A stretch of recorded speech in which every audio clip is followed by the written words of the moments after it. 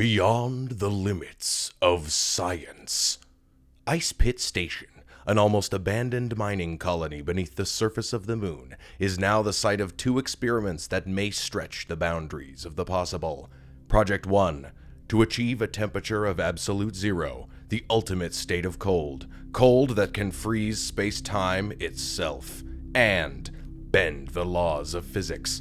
Project 2, to take 410 human heads, cryogenically frozen for decades, and record the memories preserved in their ancient brains.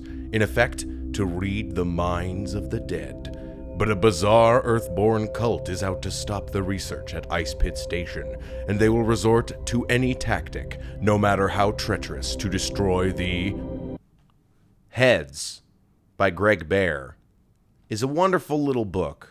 It's about 150 pages. You can see it's pretty small. I bought it for $4 at a secondhand bookstore. I believe it is set in the same universe as his other novels, Queen of Angels and Slant, two other books that I would love to read sometime, but I haven't gotten to them as everybody else does, have an enormous reading list that I need to get to. My name is Ted. This is my BookTube channel. Check out the art. That's enough of the art. It's an interesting question to think about why we choose books, why we read certain books. There's the old adage, not to judge a book by its cover. But you know what? You see a cover like this, and you have to question, wow, what is that about? You know? There's a certain aspect of the cover that when you pick it up and you look at it, you're like, wow, yeah, that's right. That's what's happening in the book, is this cover, for sure.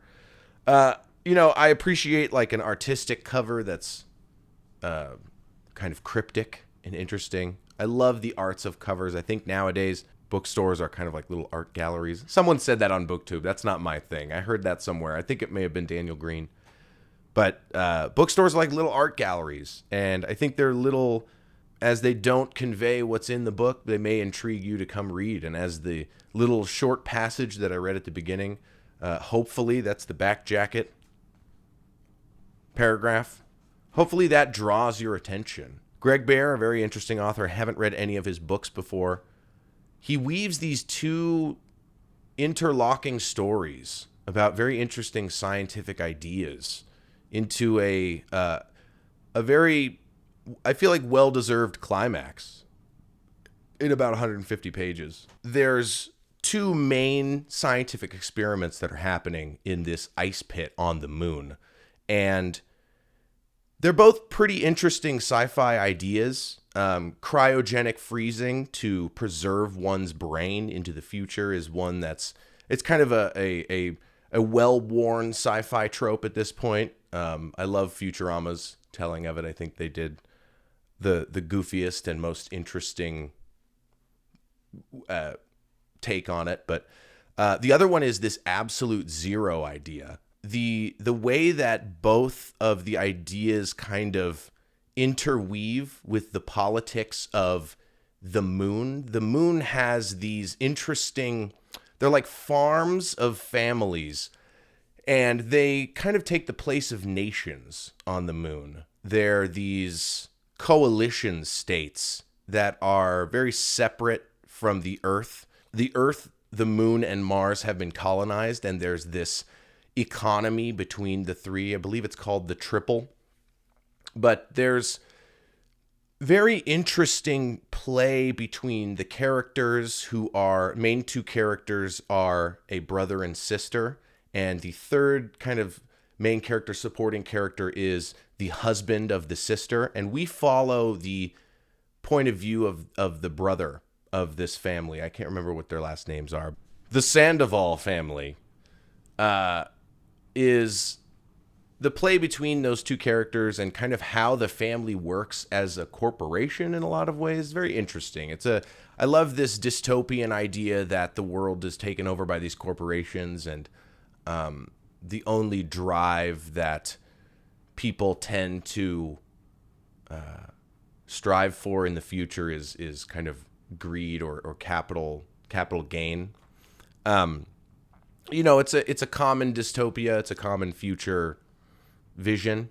I like it as a first taste to Greg Bear's writing. I think he does an excellent job in explaining the scientific ideas and the kind of otherworldly aspect of it, especially kind of near the end. I don't want to spoil anything, but I feel like it's definitely worth the read. It's kind of, it only gives you as much as about 150 pages can, but it gives you that idea, and it fleshes it out, and kind of the story is not hindered by the expression of these scientific ideas. It's kind of like that's what's driving it. There are ethical questions with the heads and this cult that's kind of like Scientology. It's very obviously like Scientology. Oh, I guess there's only so much you can do in about 150 pages. But, I decided to read this book, and I know Greg Bear is a great author, and so often we get in these ruts of reading only a author's best work to try and, I don't know, I guess I do this I feel like I only have so much time to read. Everybody probably feels that. So I want to read kind of only the good stuff. And as a reader, I've kind of found that I'm pretty easy to please. As long as your story is something that is fleshed out, and you have good payoffs for the things that you set up. I feel like I'm pretty easy to please. Fantasy, sci-fi. I'm going to be doing a lot of different genres on this channel, but mostly sci-fi, fantasy. Heads, I feel like I'm going to give it a 4 heads out of 5. It's an interesting book. It's not the best book. It's, he had 2 ideas, and he put them together in a short little novel. This book came out in 1990. And, it's a fun little thing. There's some very interesting other books that I'd like to get into that touch on human preservation in this way. But yes, we're going to get into those later. Thank you for watching. Like and subscribe. If you'd like to see my other series, I have a bunch coming out. One of them is going to be The Continuing Story, where I keep reading a bunch of different series. Thank you.